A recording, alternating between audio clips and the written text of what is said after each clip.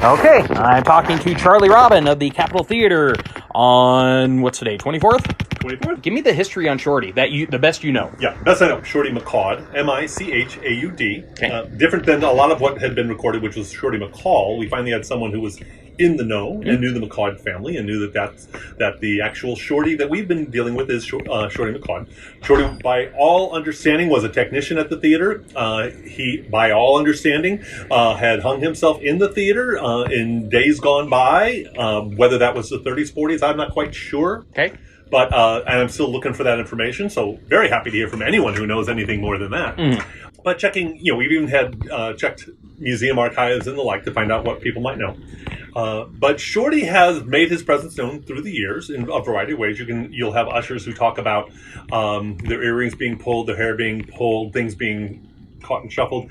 Technicians will comment on paperwork that goes missing for a period of time. We had a door, which is called Shorty's door. Shorty's door is off of stage left, and was the access, or was a door for the organ loft, where the organist could see the screen from the side to play. That had been removed. The organ loft had been removed during one of the renovations, and the door had been removed. But until that point, one of the ways the technicians knew that Shorty was ever present was Shorty would leave the door open after they'd closed it for the day, or it would be closed when they left it open for the day. And theaters aren't known for their breezes. No. So, it's like Shorty would, do his thing and the like. And in the 7.5 years I've been here, people have asked, have you met Shorty yet? And I said, yep, never have. I understand he's never been sighted or visited in the new side of the theater, the production center or the 4th Street. He doesn't care for it, not his space. But he's been, maintaining a presence in the theater. But finally, since I've been here, we finally have an actual Shorty occurrence. Okay. So he hadn't been seen in the past, 7 years? Or not by me. Okay. Not that he hasn't. Not that people haven't suggested that Shorty was responsible for a variety of things. Okay. But nothing that I'm a man of science and I'm a man who likes some evidence and the like, and nothing has ever come across that we would blame Shorty. And let's be clear, theaters all eventually acquire their own ghosts, and the ghost gets blamed for everything. But Shorty flipped the lights on. Okay. Well, this was a Sunday morning in September. We came in on Monday morning and the lights to the theater were on. We hadn't left the lights on, and to prove such things, we actually go through the security logs and we go through the video and we go everything, because the building is well wired, and no one had disarmed the system and rearmed the system. There was no one in the facility that had set off any of the alarms. We have cameras that capture especially the lobbies and the stage and the like, and no one in any of those areas. But at like 5:08 on Sunday morning in September, the house lights came on.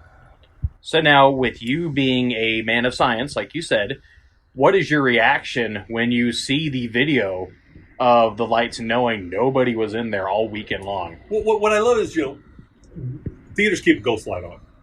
Ghost light is a single light, usually a bare bulb, plugged in, illuminating, because you never know what the configuration of the stage is from one time to another, and you don't want to go tripping over, this or that. Yeah. So what's on is the ghost light.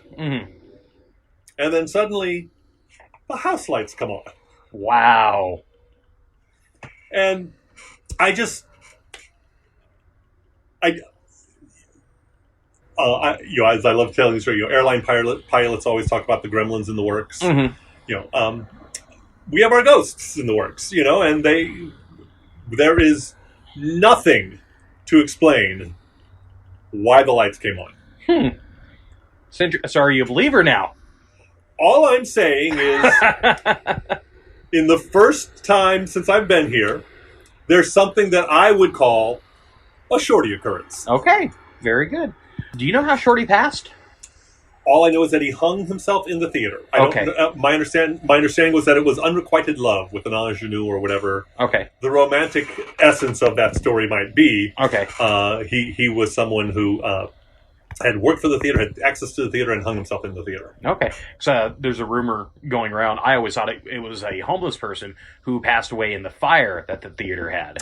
My understanding is that Shorty's story is way further back than 75 when the fire occurred. Okay. Very good. Anyone knows any more information about Shorty? We'd love to have an update.